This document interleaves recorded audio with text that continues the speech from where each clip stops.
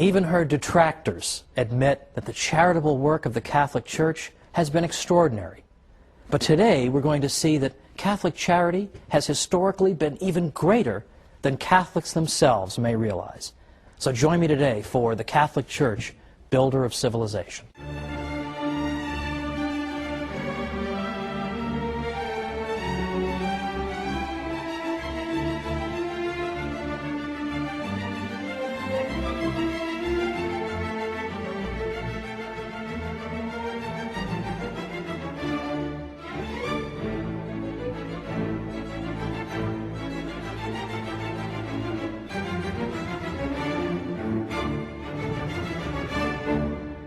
Welcome to the Catholic Church, Builder of Civilization.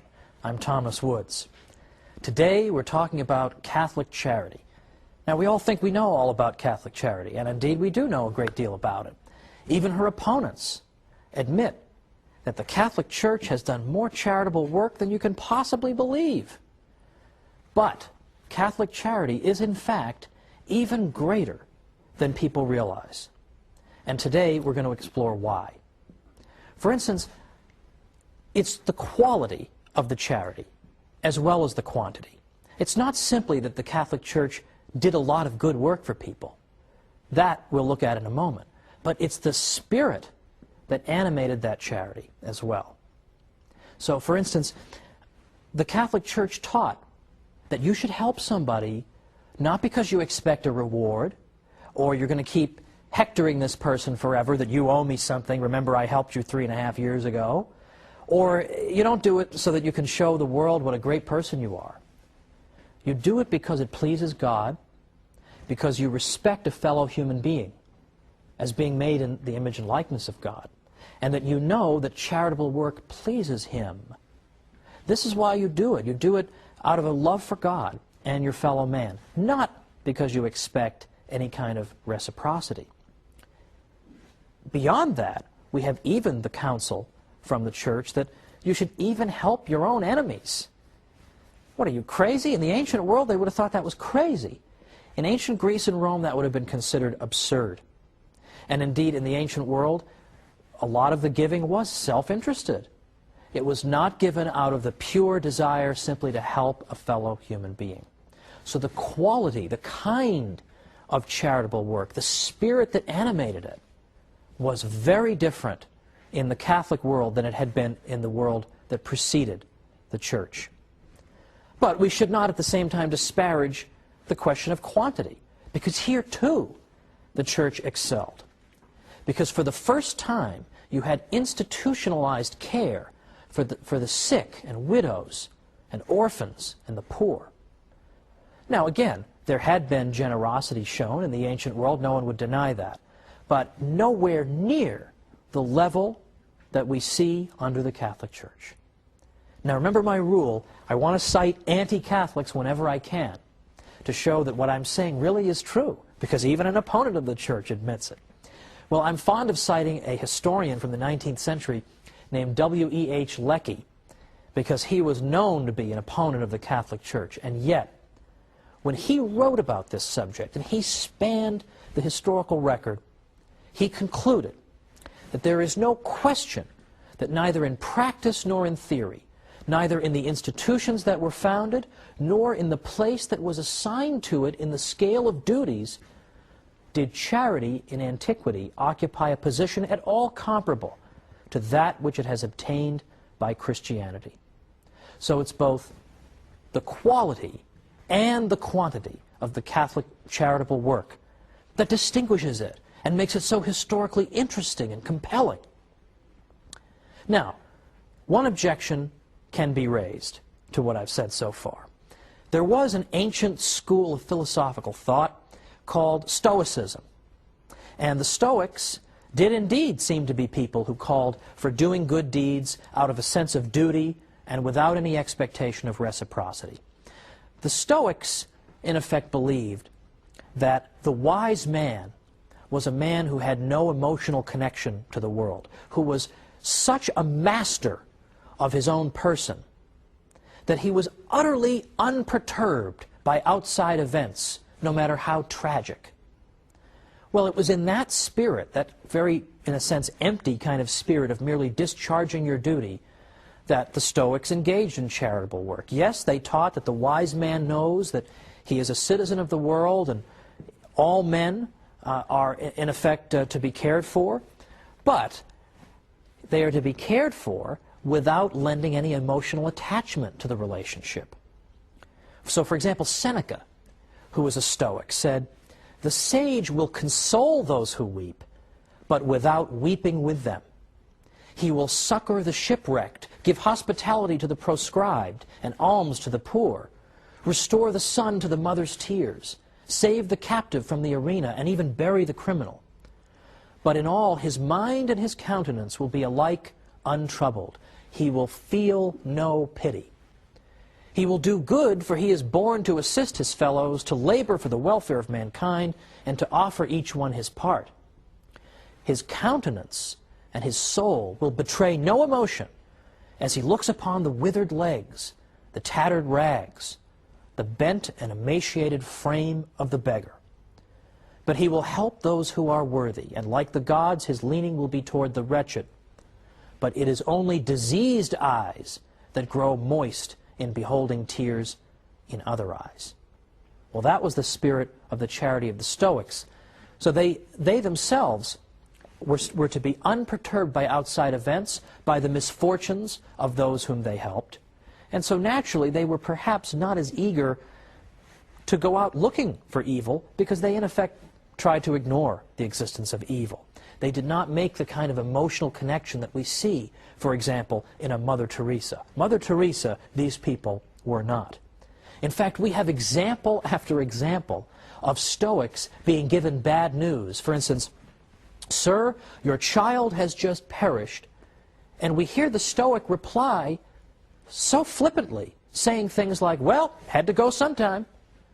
Who on earth would say that when losing a child? But that was how the Stoic demonstrated his complete mastery of the outside world.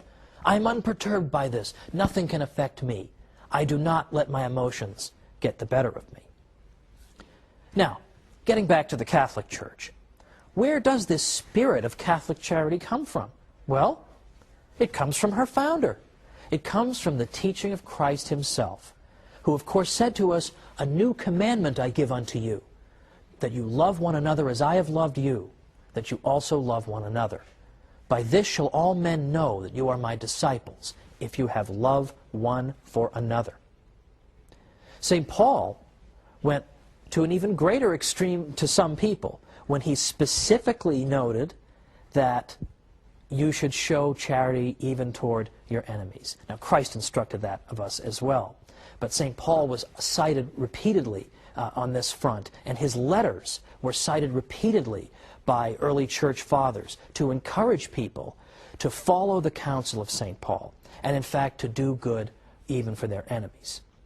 Now, we're going to talk more about Catholics doing good for their enemies a little bit later. But for right now, let's look at early church history and see them taking the words of Christ and making them into reality. We already see that in early church history, during the context of the Mass, the faithful's offerings for the poor would be placed on the altar. Early Christians also imposed fasts on themselves so that they could save the money they would otherwise use to buy food and give that to those who were in need. Now, the church fathers even, who, as I said in a previous episode, were prolific writers, and that St. Isidore of Seville once said that if you tell me that you've read everything St. Augustine wrote, you're obviously a liar. Yet they found time to do this, because this is an indispensable part of the Christian life. St. Augustine, for instance, established a hospice for pilgrims, ransomed slaves, and gave away clothing to the poor. In fact, he told people, "Don't give me expensive clothing as a gift. You may like me, you may be impressed with my writing and my speaking, but don't give me expensive clothes, because I'm not going to wear them. I'm just going to sell them and give the proceeds to the poor." St. Cyprian and St. Ephrem organized relief efforts during times of plague and famine. Now, St. Cyprian in particular instructed Christians, this is the 3rd century, during a pestilence in Carthage. He said, "If we only do good to those who do good to us, what do we more than the heathens and publicans? If we are the children of God, who makes his sun to shine upon good and bad, and sends rain on the just and the unjust, let us prove it by our acts, by blessing those who curse us, and doing good to those who persecute us." Now there was a fellow named Pachomius in the Roman army in the early 4th century who was very impressed that at a time when famine and disease struck the army, who came out and helped them? Who came out and lent their undiscriminating assistance? It was those who believed in Christ. And here they were helping some of the very people who had persecuted them in the past. This amazed Pachomius. He wondered what kind of religious tradition could it be that could inspire this kind of disinterested benevolence, in which you would indiscriminately do good, even to those who had done evil to you. He couldn't believe these people. So what do you think happened? He began investigating the faith. What is this all about? And before long, he himself was a convert. This is, in large part, how a great many Catholics have converted non-Catholics. It's not always by debating them into the church or bashing them over the head into the church, although, by the way, that's how I came in. People bashed me over the head over and over and said, "It's the one true church. What's the matter with you, you Lutheran?" And it made me think, and I came in. But other people have been brought into the church because Catholics have just niced them to death. They're just so nice to them all the time, they just can't take it anymore. Okay, I will look into this. How can you people be so good to me? And that's what brings them in. That's what brought in Pachomius. This is the great witness of Catholic charity. Now, as I say, it's always fun to see what anti-Catholics have to say. And there are many of them. But even anti-Catholics have admitted, as we'll see after the break, famous anti-Catholics have admitted that they don't know how to account for what the Catholic Church has done. They look at Mother Teresa, they don't know how to explain this without using a supernatural explanation. Well, let's go ahead and come on back after the break, and we're going to see some of the Church's most outspoken opponents and what they've had to say about Catholic charity. So come right back.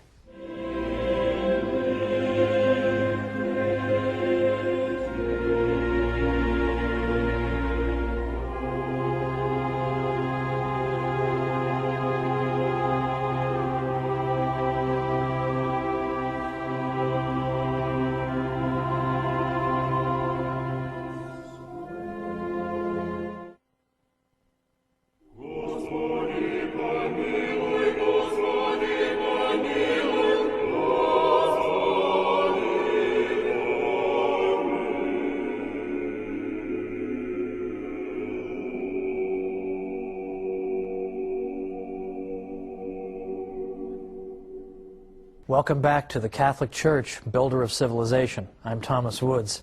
Today we're talking about the extraordinary story of Catholic charity and arguing that in fact it's been far greater than even the Church's greatest friends, I think, have sometimes appreciated.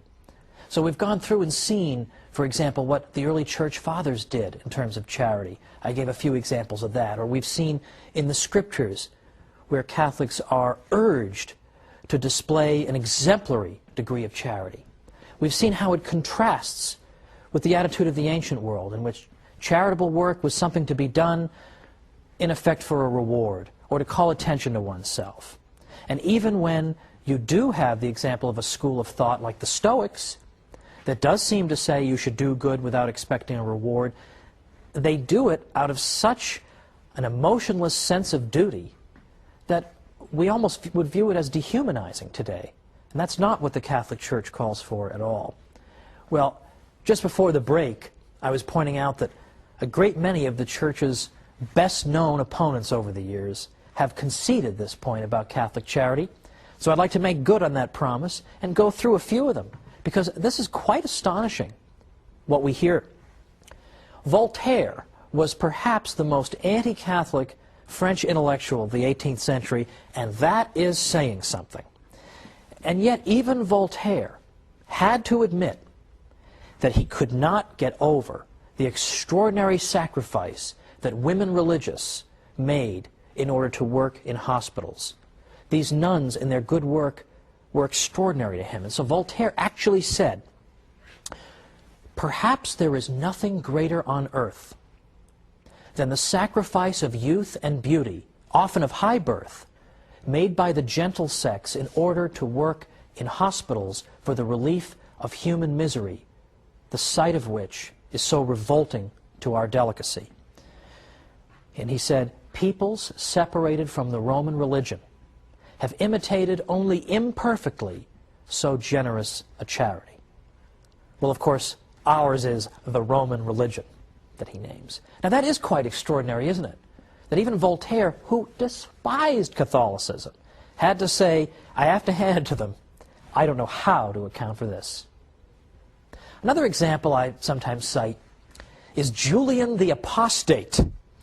Julian the Apostate was a 4th century Roman emperor from about the 360s. And Julian was anti-Christian through and through. He despised the toleration that had been extended to Christianity in the Edict of Milan in 313 by the Emperor Constantine. And in fact, Julian wanted to bring back ancient paganism and wipe out the Christian presence. And so, what did he try to do? He tried to revive a pagan priesthood and pagan ceremonies and all the trappings of an ancient pagan religion and give that the support of the state. And one thing Julian kept coming back to was that people kept being attracted to the Christian religion because the priests in that religion were so good and kind and generous, and the faithful in that religion were so good and kind and generous. And it drives Julian crazy. He says repeatedly, these people are so nice, why are my pagan priests not that nice? Why are you pagans not so nice? Because the Christians are coming in and they're snatching up people left and right by their good example. Why can't we come anywhere near imitating them?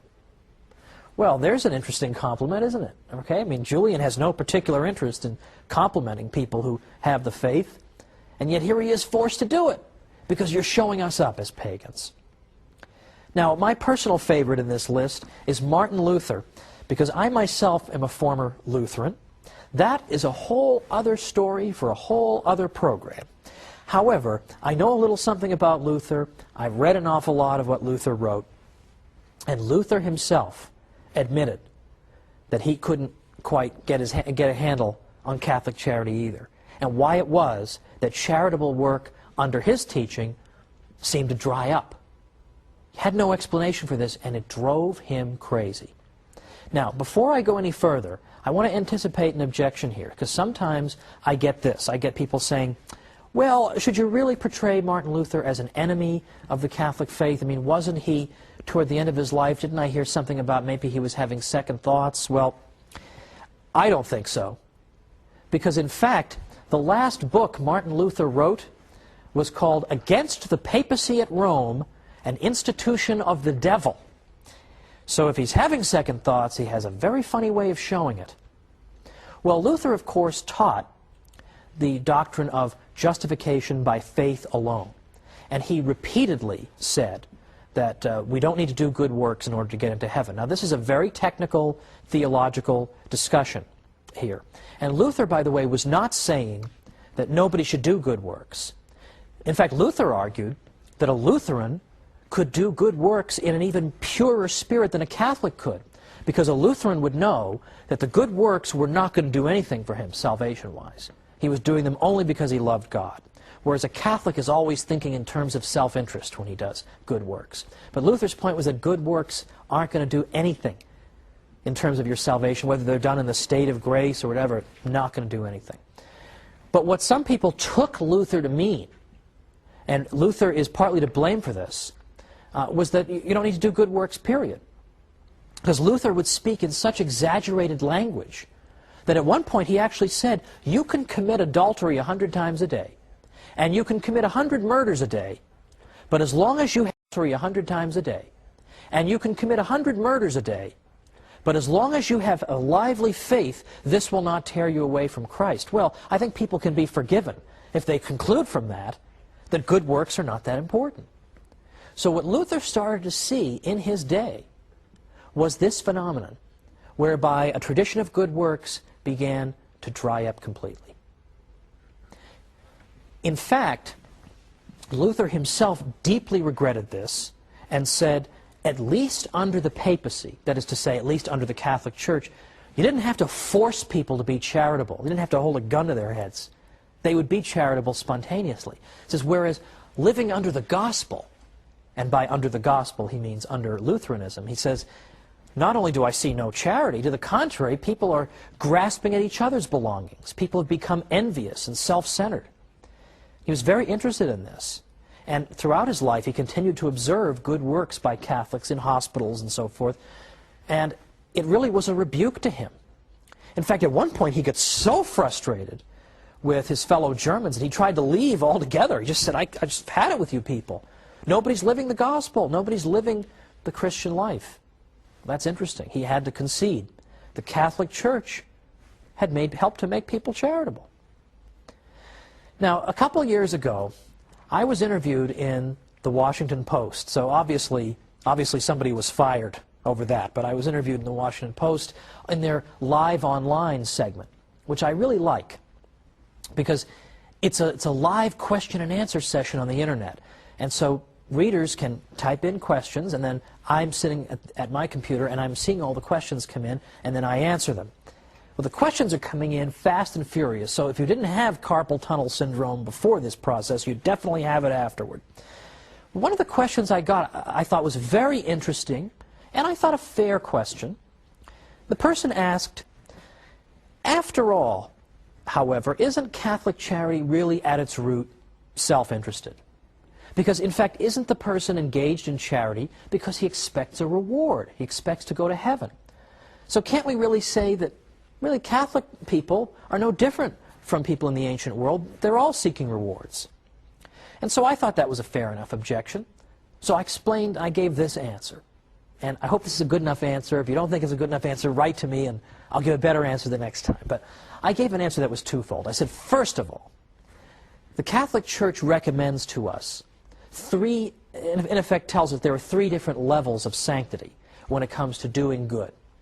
Some people do good simply because they're afraid of going to hell, and that's the only motivation that will reach those people.